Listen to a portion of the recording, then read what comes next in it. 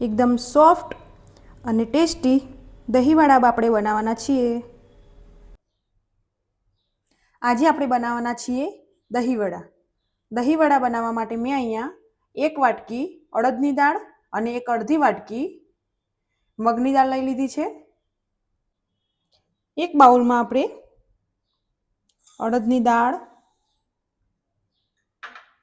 અને મગની દાળને ધોઈ લઈશું। 3 થી 4 વખત આપણે દાળને ધોઈ લેવાની છે। હવે આપણે દાળને ધોઈ લીધી છે। 5 થી 6 કલાક સુધી દાળને આપણે પલાળી રાખીશું।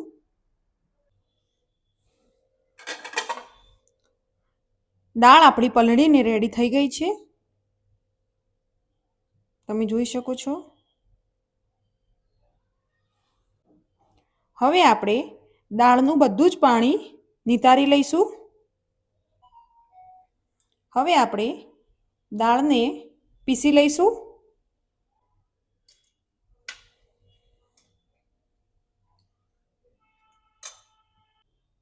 હવે આપણે થોડુંક જ પાણી એડ કરીશું, વધારે પાણી એડ કરવાનું નથી।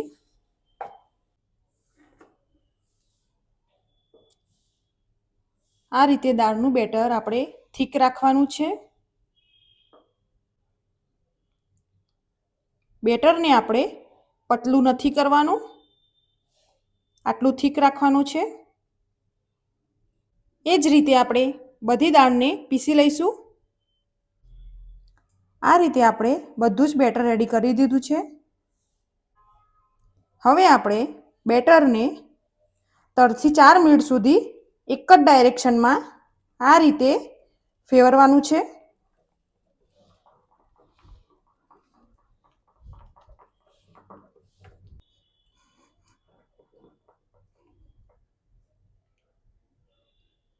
આ રીતે આપણું બેટર રેડી થવું જોઈએ।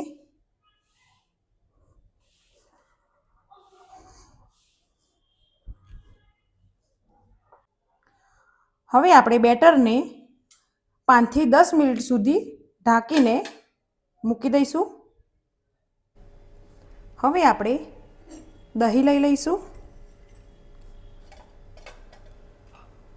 દહીંમાં આપણે 2 ચમચી જેટલી ખાંડ એડ કરીશું। તમે તમારી મીઠાશ પ્રમાણે ખાંડ એડ કરી શકો છો। દહીં આપણે મોળું દહીં લેવાનું છે, ખાટું દહીં નથી લેવાનું।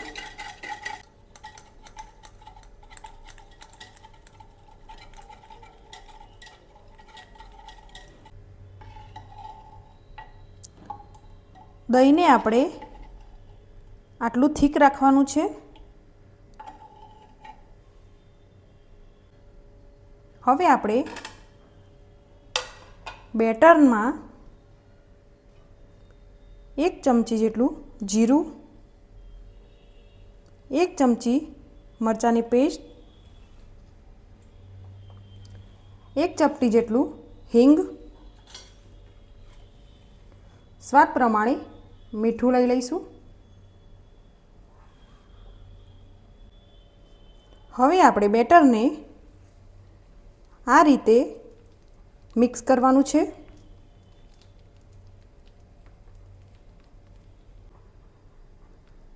બેટરને આપણે એક જ ડાયરેક્શનમાં મિક્સ કરવાનું છે।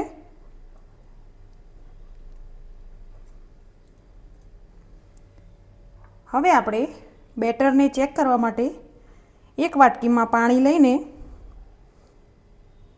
આ રીતે આપણે થોડું બેટર એડ કરીશું, તો આ રીતે પાણી ઉપર તરે તો સમજી લેવાનું આપણું બેટર કમ્પ્લીટ રેડી થઈ ગયું છે।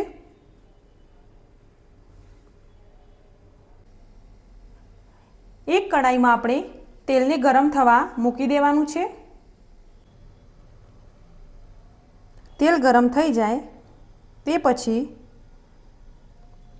આ રીતે આપણે વડા પાડી લઈશું।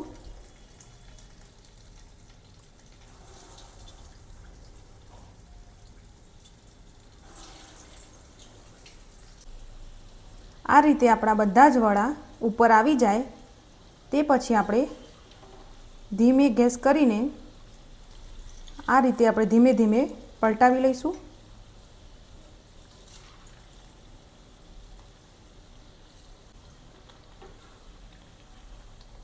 આ રીતે ગોલ્ડન બ્રાઉન થોડો કલર આવી જાય તે પછી આપણે બધા જ વડાને લઈ લઈશું. હવે આપણા વડા બધા જ તળાઈને રેડી થઈ ગયા છે. હવે આપણે એક બાઉલમાં પાણી લઈ લઈશું. તેમાં ચપટી જેટલું મીઠું અને થોડા ધાણા એડ કરી દઈશું. હવે આપણે તળેલા વડા તેમાં એડ કરી દઈશું.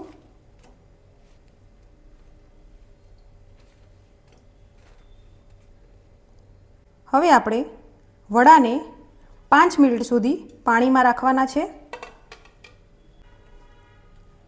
હવે આપણે વડાને આ રીતે આપણે બધું જ પાણી નિતારીને એક ડીશમાં લઈ લઈશું.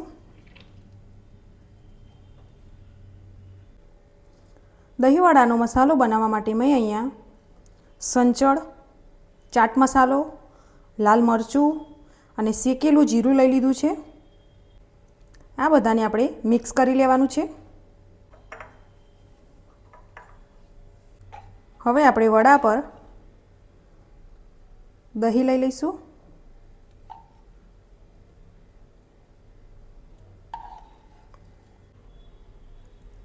હવે આપણે ધાણા અને મરચાંની ચટણી લઈ લઈશું.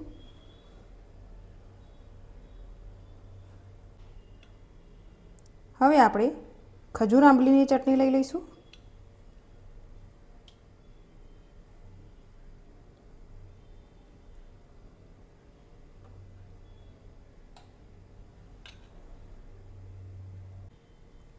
ખજૂર આંબલીની ચટણી અને ધાણા અને મરચાંની ચટણી મેં આગળના વિડીયોમાં શેર કરેલી છે.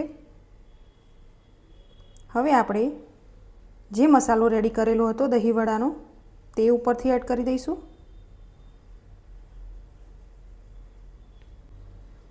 ઉપરથી થોડા ધાણા એડ કરી દઈશું. આપણા ચટપટા દહીંવડા આપણા રેડી થઈ ગયા છે.